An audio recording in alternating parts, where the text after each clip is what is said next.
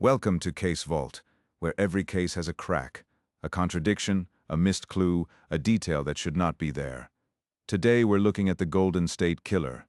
His DNA was in the evidence. His name was nowhere. His downfall started with relatives he didn't know existed. For more than a decade, one man terrorized California. He broke into homes in the dark. The crimes changed names, changed counties, and kept getting worse. He left something else too. He left DNA. By the early 2000s, police had a profile clean enough to rule people in or out. And it matched no one. They ran it through the criminal databases they could search. Nothing. He wasn't in the system. So they had the biological signature. They had the kind of evidence that should point to a name, and the name was still a blank. What finally pointed to him wasn't his own name in a database. It was the DNA of people he had never met. To understand how strange this case is, you have to understand that for decades it did not look like one case. It looked like separate nightmares in separate towns, under different names, and for years the detectives working them did not know they were chasing the same person. In the early to mid-1970s, a town in Central California had a prowler. He broke into dozens of homes. The papers called him the Visalia Ransacker. Then, around the Sacramento area, a serial attacker appeared. He bound his victims and moved through quiet suburbs at night. Investigators called him the East Area Rapist. Then, in Southern California, a string of home invasion murders. That offender got a third name, the original Night Stalker. Different names, different counties, different detectives, who for years had no real reason to think the cases were connected at all.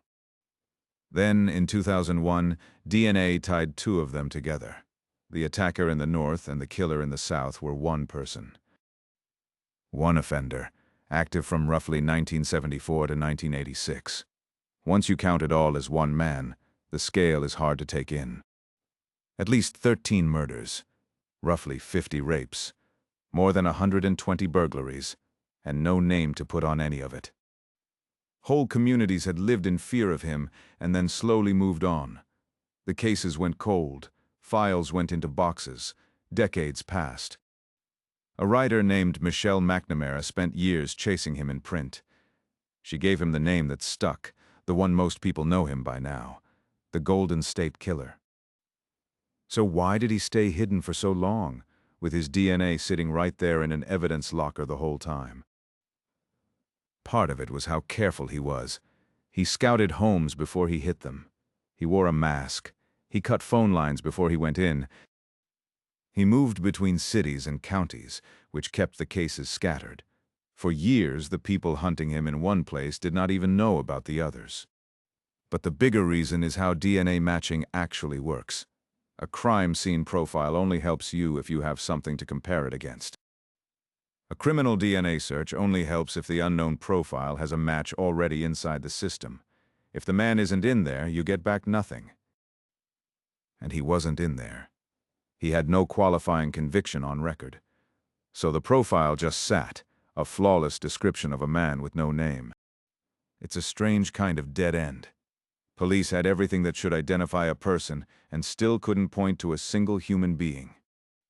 Here's the detail that makes this one land harder. He knew how police worked, because for a time he had been one of them. In the 1970s, during the years these crimes were happening, the man behind them was a police officer. He served at 2 small California departments. He wore the uniform. He knew how a crime scene gets processed and what investigators look for. Let's be careful here, because it matters. He did not investigate his own crimes. That's a different case, and it isn't this one. But he understood the system from the inside. He knew what left a trail. He knew what didn't. That's why the badge matters. He had been trained to think like the people who would one day hunt him. He knew how an investigation starts and how it stalls. Around 1979, his time as an officer ended. He was arrested for shoplifting and he was fired from the force. So get the picture right. Not a retired cop, but a former one pushed out years before. After that, decades of ordinary civilian life. A man who blended in completely, a neighbor, a face in line at the store, which is exactly what made the DNA the only thread anyone had. Stay with me, because the next move is the crack. They stop looking for the killer and start looking for his cousins. If you want smart true crime without cheap gore, subscribe. By 2017, the investigators still on the case were running out of road. The profile was strong, and the same search still came back empty. One of them was an investigator named Paul Holes, who had worked this case for most of his career, and he kept circling one idea. Instead of searching a police database for the killer himself, what if you searched a public one for his relatives? You share DNA with your relatives in measurable amounts. The closer the relation, the more you share. A computer can read that overlap and estimate how two people are connected. Because by then, millions of ordinary people had mailed off a tube of spit. They sent it to companies that read your DNA and tell you about your ancestry. And many of them took those results and uploaded them to a free, open website called gedmatch, hoping to find long-lost cousins. At the time, that site held around 1 million genetic profiles. None of them belonged to the killer, but some of them belonged to his family. That's the quiet power of it. You don't need the man himself in the database. You only need someone he's related to. To turn that into a name, Holes brought in a genetic genealogist named Barbara Ray Venter. She knew how to take a faint family link and build it into a tree. It had worked once before on a smaller case. Ray Venter had used the same approach to put a name to an unidentified body. Holes wanted to aim it at the biggest cold case in the state. Then they took the killer's crime scene DNA, formatted it to look like an ordinary customer's results, and quietly uploaded it to the site. And the site did exactly what it does for everyone else. It handed back a list of relatives. Here is the crack in this case. They did not find the killer in a database of criminals. They found a path to him in a database of hobbyists.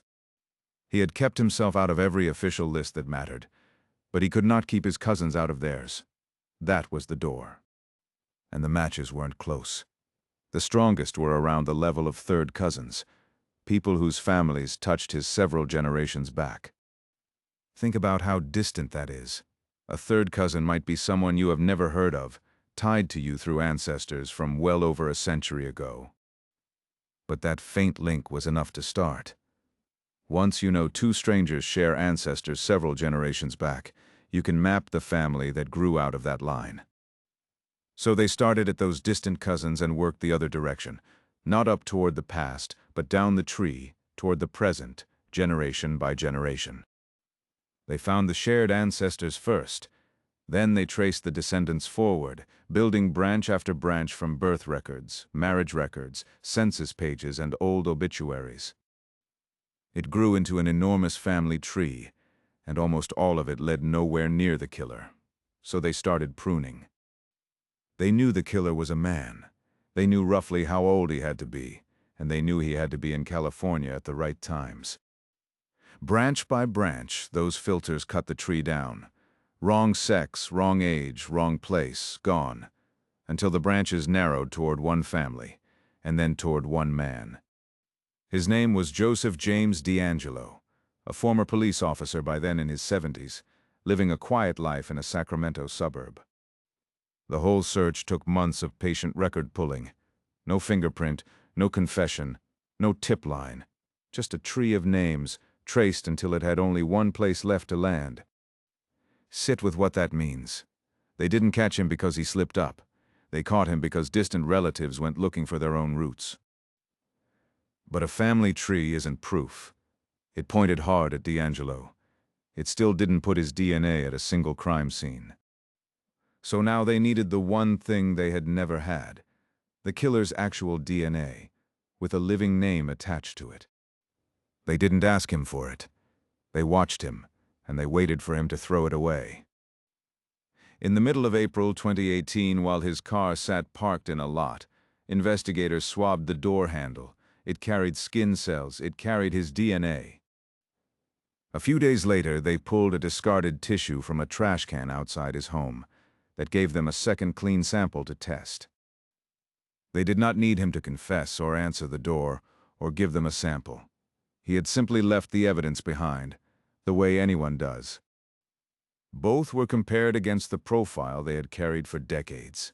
The DNA from the door handle and the tissue matched the DNA from the crime scenes. After 40 years, the ghost had a face, an address, and a name. On the 24th of April, 2018, they arrested him at his home. He was 72 years old.